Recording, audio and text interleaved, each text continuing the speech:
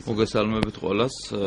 დიდი მადლობა მომბრძანებისათვის. მე მინდა დღევანდელი ჩემი გამოსვლა დავიწყო გუშინ მომხდარი ფაქტებთან დაკავშირებით, კერძოდ ზეწოლა, რომელიც თბილისის საკრებულოში განხორციელდა და ზეწოლა, რომელიც განხორციელდა ლაგოდეხის მუნიციპალიტეტში. ლაგოდეხის მუნიციპალიტეტში მოხდა შემდეგი რამ, რომ კანონის სრული დაცვით ადგილობრივმა მუნიციპალიტეტმა აირჩია გამგებელი, რომელიც წარმოადგენს ოცნების ხარეს, მაგრამ მოხდა კვლავ ასევე ოცნების მხრიდან შეჭრა და ზეწოლა ამ ფაქტთან დაკავშირებით და ასე ვთქვათ, ხელი ეშლება აქაც ისევე როგორც ბევრ სხვა მუნიციპალიტეტში საკრებულოს და მუნიციპალიტეტის გამართულ ნორმალურ მუშაობას. გუშინ თბილისის საკრებულოს მაღალი თანამდებობის პირები არიან დაბარებულები, ეს სხვა არაფერია თუ არა გაგრძელება იმ ზეწოლისა, რომელიც ხდება საქართველოში ბოლო 3 თვის განმავლობაში არჩევნების შემდეგ. ზოგადად არჩევნების შემდეგ, 1 ოქტომბრის არჩევნების შემდეგ საქართველოში დღეს მდგომარეობის სიტუაცია არის შემდეგი, რომ 65 მუნიციპალიტეტი და რომელიც გვაქვს საქართველოში 16 საკრებულოს თავმჯდომარე არის გადამდგარი და გადაყენებული და 34 გამგებელი არის გადამდგარი. ამ კუთხით ძალიან საგანგაშო მდგომარეობა არის სამეგრელოში, კახეთში და შიდა ქართლის რეგიონში. მე მინდა აქვე აღვნიშნო, რომ ზეწოლის რამოდენიმე ფორმა არსებობს ამ ხნის განმავლობაში. პირველი, როცა თვითონ საკრებულებმა განაცხადეს, ასე ვთქვათ, გადადგნენ ეს ადამიანები, ესეთი სულ 4 მუნიციპალიტეტი იყო საწყის ეტაპზე, რაც მე ვფიქრობ, რომ სავსებით ნორმალური არის. მეორე ეტაპი ეს იყო ეგრეთ წოდებული სამოქალაქო უკმაყოფილება და მივარდნები და პიკეტირებები და მესამე ფორმა ეს არის უკვე პირდაპირი და ირიბი, ასე ვთქვათ, შანტაჟი და ზეწოლა სამართალდამცავი ორგანოების მხრიდან.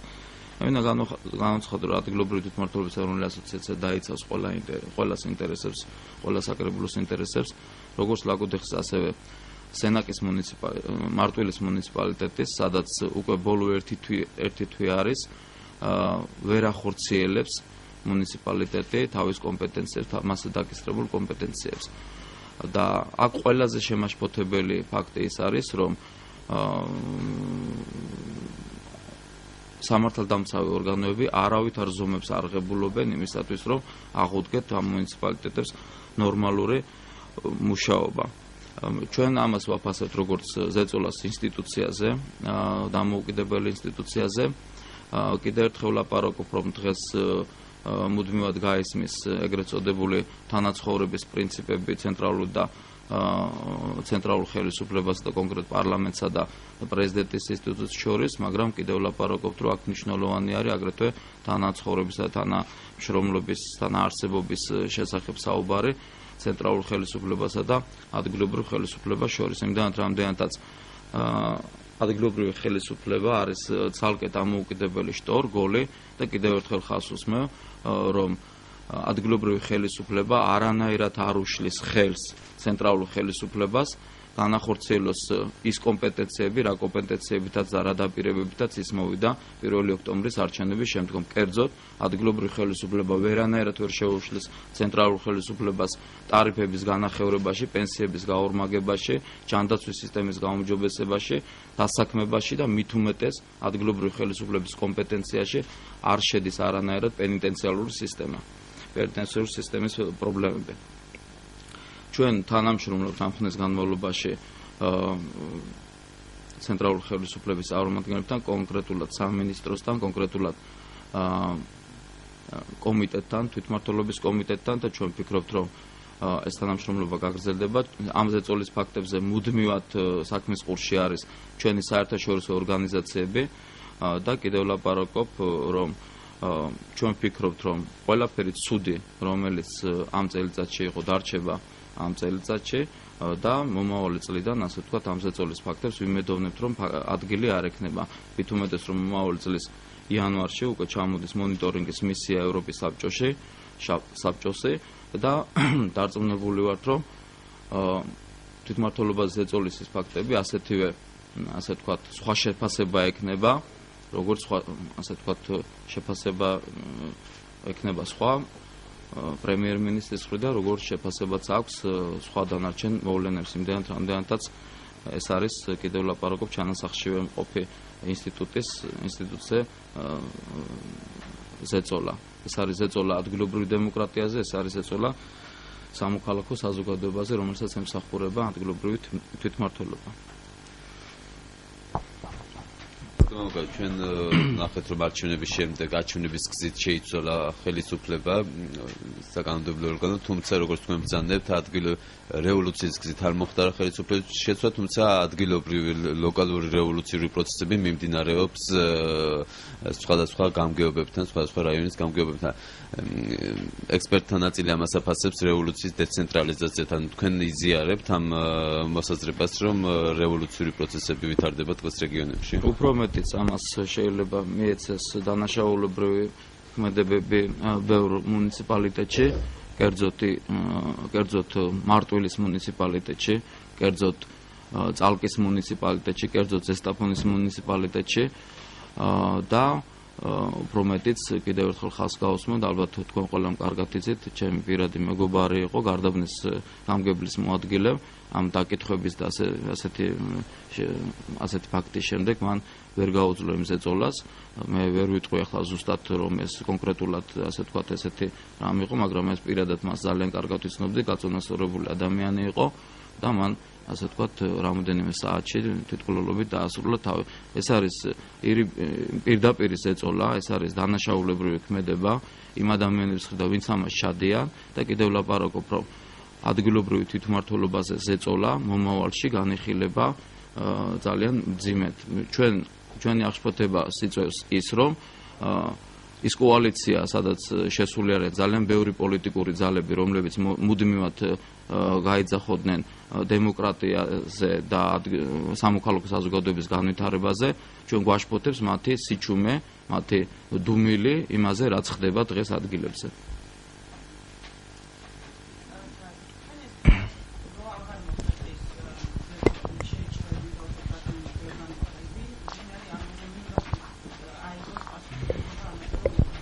ამაზე პასუხისმგებლობა უნდა აიღოს კანონმა, ცენტრალურმა ხელისუფლების იმ უწყებებმა, კონკრეტულად კიდევ ერთხელ ლაპარაკობ მარტვილის მუნიციპალიტეტში, სადაც პირადად გახდით.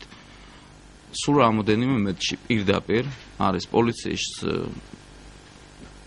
განყოფილება, ასე ვთქვათ რაიონული სამმართველო და არც ერთი ადამიანი არ გადმოსულა იმ ფაქტთან დაკავშირებით, რაც იქ ხდება ამ ხნის განმავლობაში. პასუხისმგებლობა უნდა იყოს სამართალდამცავმა ორგანოებმა, რა თქმა უნდა ამ ყველაფერთან დაკავშირებით. ჩვენის მხრივ ყველა მუნიციპალიტეტს, ასე ვთქვათ, მივიდივართ, ველაპარაკებით, ასე ვთქვათ, მხარეებს. მინდა გითხრათ, რომ თვითონ არის საკრებულოები, სადაც თვითონ შიგნით არის რაღაც პროცესები მიმდინარეობს, რაც სავსებით ნორმალური არის.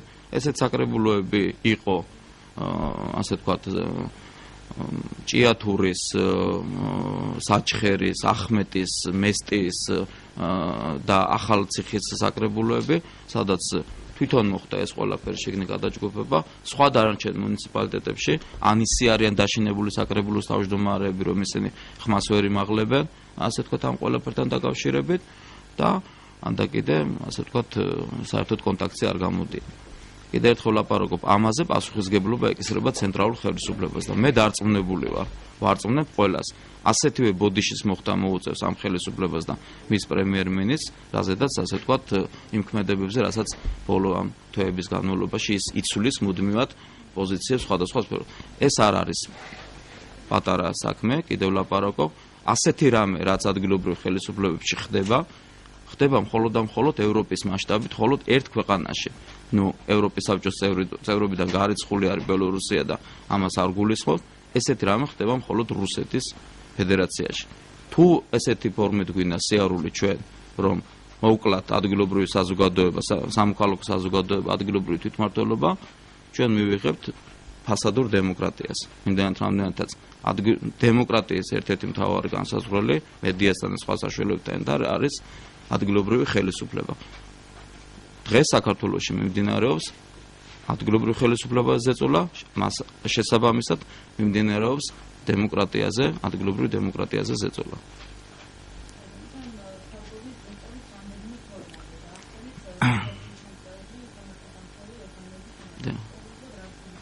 კონკრეტულად რას გულისხმობდა? მე ვლაპარაკობ, როცა